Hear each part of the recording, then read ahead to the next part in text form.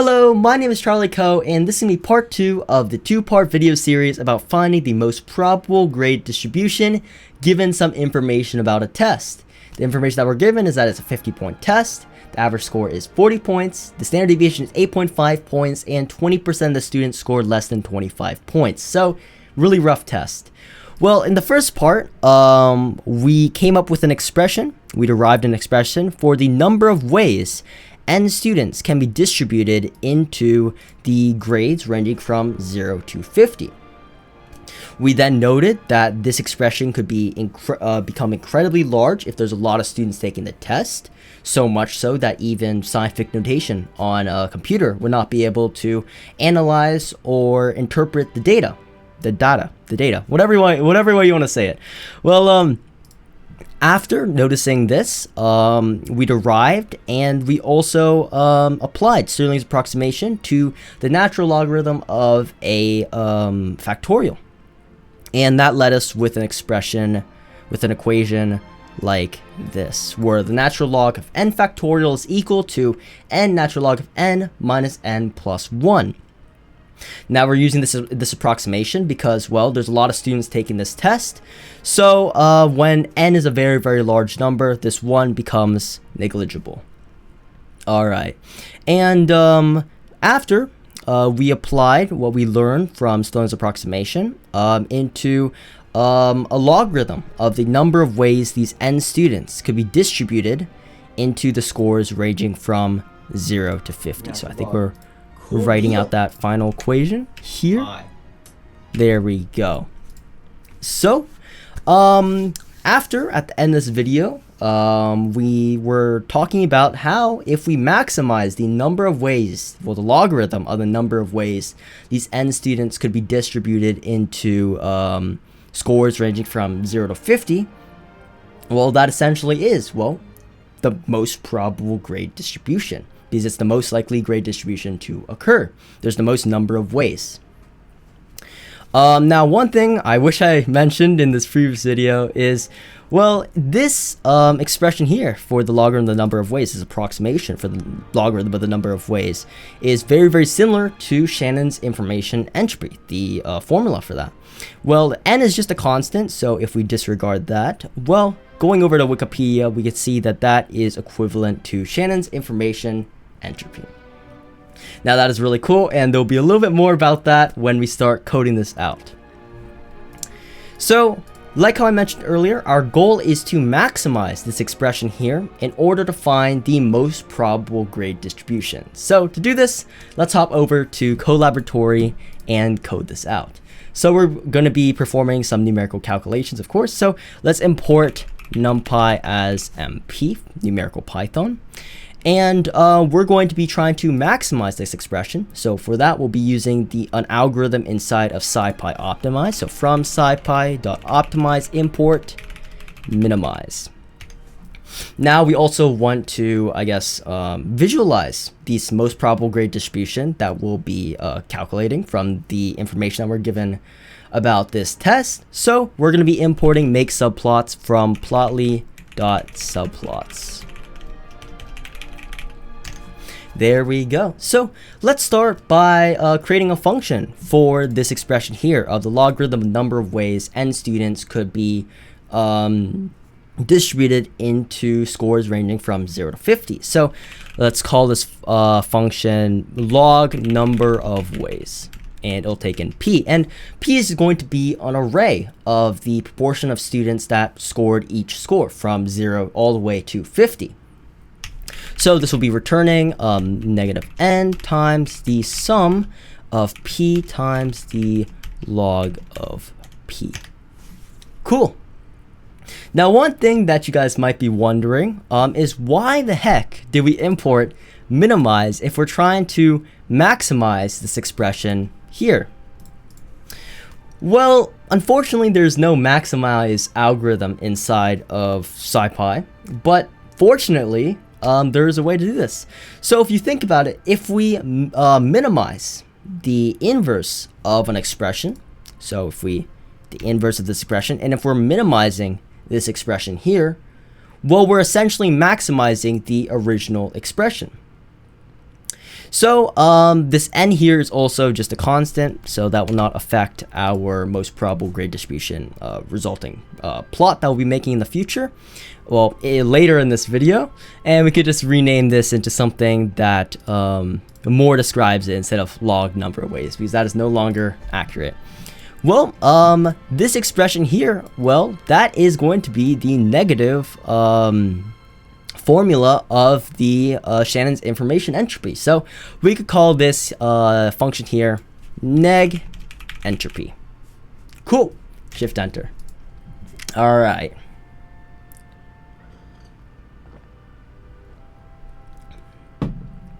So now let's take a look at, I guess, the documentation for this minimize algorithm so that we could better learn how it works and how we're going to be applying it to actually find this most probable grade distribution. So if we open the reference for this algorithm, we notice how it requires a function to be minimized, which we already have. Great. And it also requires an initial guess, which we will have to provide. Additionally, if we scroll down, we could set bounds, which would be useful in a bit, and we could also set constraints, which we'll be talking a lot more on in a second. So let's get started by meeting this requirement, how we have to actually provide an initial guess for the proportion of students that scored each score. So let's create some variables. Let's say, I don't know, NP for the number of possible scores. There's going to be 51 possible scores because 0 is a possible score. Very, very unfortunate. And also, let's create another variable. Let's just say I for all the possible scores from 0 to 50. So let's say, well, not let's say, that will be the linear space. It'll be an array starting at 0 all the way to 50, and it'll be 51 scores. All right, shift enter. All right, so now we got to provide this initial guess. It will be an array, and we could just say that our initial guess will be an array where every single score from all the way from 0 to 50 is has an equal proportion of students that got that score. Again, this is just an initial guess. So, okay, this file was uploaded remotely or in another tab. Interesting. Let's just refresh that. Hopefully our progress saves. All right, we just lost a bit, so that's a-okay. So that'll be 0 to 50, and there'll be 51 scores. All right, so let's create this initial guess array. So let's just call this p guess. It will be an array of, I guess, 51 scores. So np, comma. Well, we could take a look at this. This will be an initial guess. So we want every single score to be to have.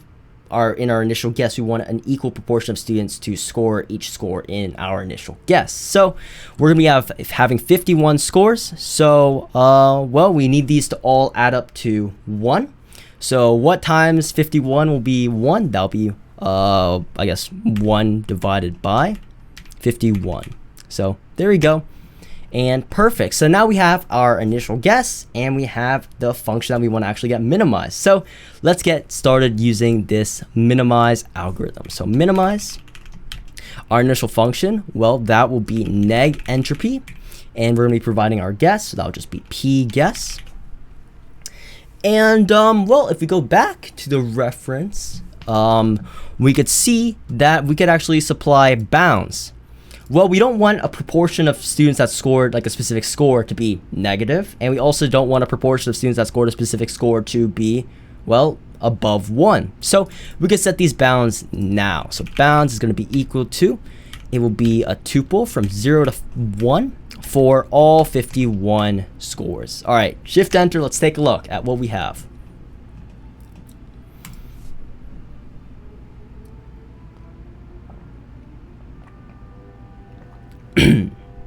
All right, looks like that our algorithm is successful, and we notice that the proportion of students that scored each score, let's take a closer look, is stored inside of X. I'm not sure why this is struggling a little bit. Looks like that Collaboratory is having a few problems. Let's try rerunning this, maybe. Oh, okay, it actually worked. Great. I don't know why Collaboratory is acting a little bit up. but it's okay. So you notice how we actually have our most probable distribution of students, with the proportion of students that scored each score being equal to one another. So the proportion of students that scored 0 in this most probable grade distribution is equal to the proportion of students that scored a score of 50. And that will be 0.3679. Now, this is actually a problem because, well, we can't have the total proportion of students that scored a specific score to be greater than 1. So this is where our constraints come in. So we want the sum of all these proportions of students that scored a specific score to add up to 1. So let's add a constraint that requires that to be so. Well, we notice that constraints are dictionaries. Well, at least in our case, we're going to be having dictionaries. And you can supply a type. There's different types of constraints. There's an equality constraint. There's an inequality constraint. We'll be using an equality constraint. More about that in a second. Then after that, we need to define the constraint inside of a function and provide that. And also we could provide extra arguments or the Jacobian, which are optional and we will not be needing for today's video. So let's define our first constraint. So constraint sum, because the sum of the proportion of students that scored each score needs to add up to 1. And that will return, well, what is going to be the sum of all the proportions? Well, that'll just be MP sum of P. Alright, so I mentioned that we'll be using equality as our type of constraint. Well, what does this mean?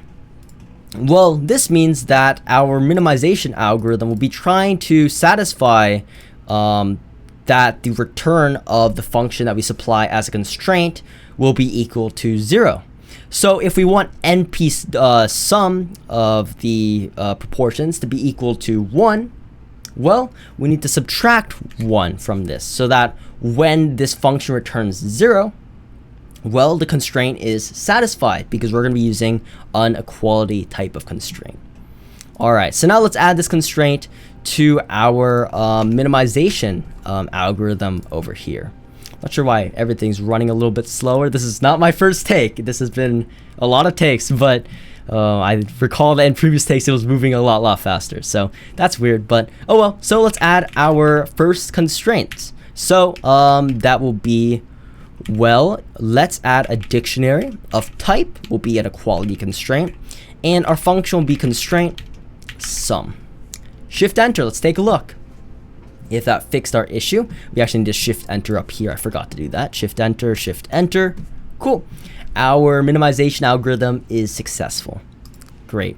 And now if we take a look at our most probable grade distribution, at least the proportion of students that scored each score, we notice that, well, they're still all equal, and that is most likely because, well, we provided our initial guess and we have really no other information besides that it's a 50-point test, and our guess is that the proportion of students that scored each score is equal to one another. All right, but now we notice that all the proportions of scores add up to 1, so that is really cool. Now let's go through the other information that we're provided about this test, besides that it's a 50-point test. So at the very start of this video, notice how we are also given that the average score is 40 points. So let's add this information into our minimization algorithm by defining another constraint. Call this constraint average. And this will be returning, well, if you think about it, the sum of every single proportion of students that scored a specific score, P, times I, the specific score from 0 to 50, and we're going to sum all that up. We're going to take the summation of all that. Well, that will be the average score. So sum of P times I. And again, we'll be using an equality constraint. So we're given that the average score is 40 points. So we're going to subtract 40. So then so that MP sum of P times I, the average score, when that is equal to 40, this function will return 0, and this constraint will be satisfied. So let's add this constraint as another dictionary into our algorithm. So instead of it being constraint sum, this will be constraint average. Shift enter. All right.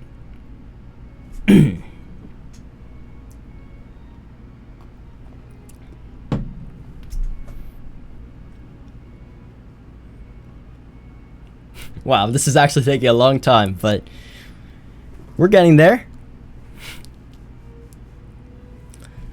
Oh, I actually forgot to shift enter up here. My bad. And then after that, we need to shift enter again. Run our minimization algorithm again.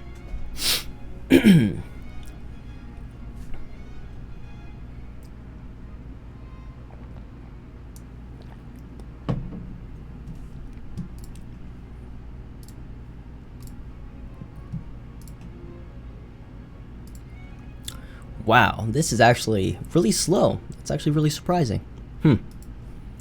Let's actually try resetting the runtime. Alright, hopefully that fixes, but we'll just have to wait and see. Alright, there we go, perfect.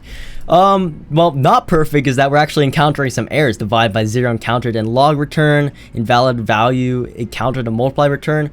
Well, our lower bound in our algorithm is 0. So most likely what's happening is that our algorithm is trying out 0 inside of a log of our log inside of our logarithm, and well, that does not exist. So that is an issue.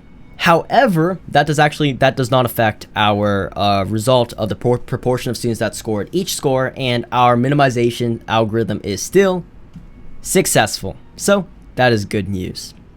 I think it is about time that we actually see what our most probable grade distribution, given that the average score is 40. It's a 50-point test, and yeah, let's actually take a look at what it looks like. So we get to assign this inside of result, maybe res, and we can still display res. So let's make a plot. So let's create a figure for make subplots. We're using plotly for this. Let's add probably a bar plot. That'll be easiest to see. With the x being, well, that'll be the scores ranging from 0 to 50. And the y being, well, we want that to be the proportion of students that scored each score. So that'll be res x.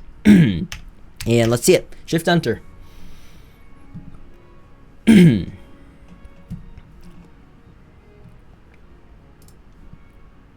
might actually need to reset the runtime again. This is very, very weird. What does this say? Remote changes? I'm not entirely sure what's going on here. But yeah, well, at least our plot is popping up, so that is good. And I guess it is a very, very big plot, so we could actually make that smaller. So fig.update layout. We can set the width to 400 and the height to 300, so that'll shrink it down a little bit. And it's also very, very bright, so we could change the template into, I guess, a darker one. So plotly dark is the one I always use in these videos. So shift enter, and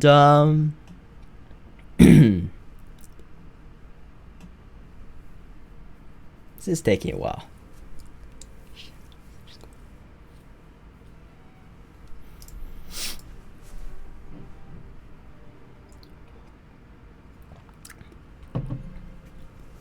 Well, if you want to take this time and maybe subscribe, because I'll be uploading plenty more academic videos in the near future. If you're interested in seeing more of these, I like making them. I feel like I learn a lot from them, and hopefully you learn something too. So now our plot has popped up after that shameless self-promotion there, but we noticed that this is going to be our most probable grade distribution given our two constraints. So let's go back and see what other information we're provided with. So we see that we're given that the standard deviation is 8.5 points. Now, especially in this type of problem, I prefer to think of standard deviation in terms of variance, which is the square of the standard deviation. So the variance is actually going to be the average squared deviation for each score from the mean. And what do I mean from that? Well, let's actually create our another constraint. So def constraint, let's call this variance, because we'll be using variance for this problem. And well, the average score deviation for each score will be, well, we're going to be needing to supply the average. So average will be, well, no, we already found it up here. MP sum p times I. All right, and what will we be returning?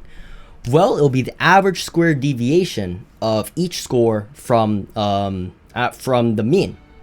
So to do that, well, we have every single score, so that will be the proportion of every single score occurring. Well, that'll be p times, well, this will be the average squared deviation. The deviation will be I minus average, and it'll be the average squared deviation, so squared. And this will be the variance. Now, since we're using standard deviation in terms of variance, right? Standard deviation is the variance is the square of the standard deviation. So we need to square this 8.5 when we subtract it from this expression here. So 8.5 squared. So when the variance is 8.5 squared, this constraint will return 0. So that is perfect, and we can now add this constraint into our algorithm down here. So let's add another dictionary for another constraint. Type will be another equality constraint. Function this time will be constraint variance. All right, so shift enter.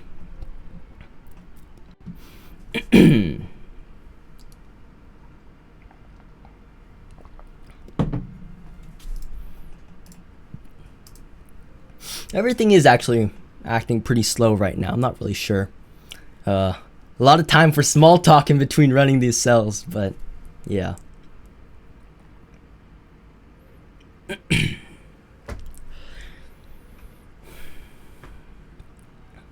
Well, I'm really happy that about what I've learned from this video. I've actually never used the maximize tool or minimize tool in SciPy before this video, so that was very, very interesting reading through some of the SciPy docs. But anyways, our optimization is successful.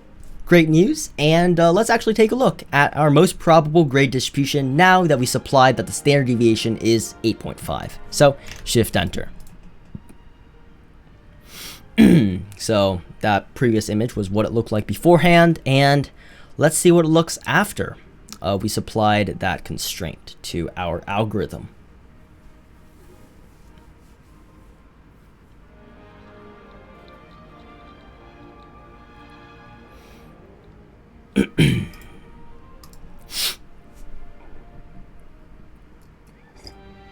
And there we go. So I'm not sure if you noticed the change. It's actually pretty slight, but now you notice, well, you might notice that it's slightly concave down compared to when it was concave up earlier when we did not supply that the standard deviation is 8.5. So that is great that we supplied another piece of information that our teacher provided us with about this 50-point test.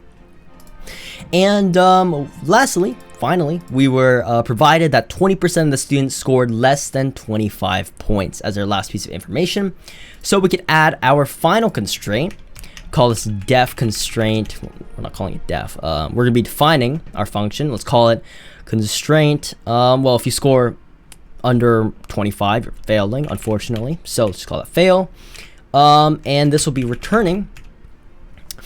Well, we want the proportion of students from 0 all the way up to 55. We want all those added together to be 0.2 because 20% of the students scored less than 25 points. So let's do that. So we're returning the sum of p from, well, we want this to span from 0 to 25. We want to include the proportion of students that scored 25, 24, 23, all the way down to 0. So since Python indexing starts at, yeah, because Python indexing for lists, we're going to be doing up to 26. There we go. And, well, we are given that 20% of the students, so minus 0.2. So this, when the proportion of students that scored less than 26, less than or equal to 25. I think I was using the number 25. My bad earlier. So when that is equal to 0.2, this constraint will be satisfied because it will be returning 0. So shift enter, and let's add this constraint to our minimize algorithm. So dictionary, we're going to type EQ, and our function sound will be called constraint fail and shift enter. Let's see.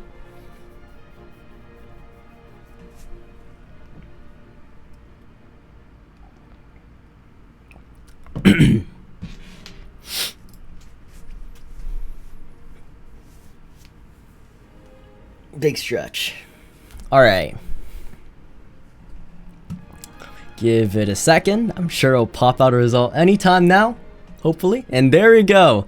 Now, less fortunately, it was not successful this time, so that sucks. Well, at least we're given the information why. Well, we reached the iteration limit, but that is a really easy fix. We could just increase our max iteration. So let's just do options is equal to dictionary, and that will be, let's say, max iter will go up to 10,000. So hopefully this solves it, and we'll see.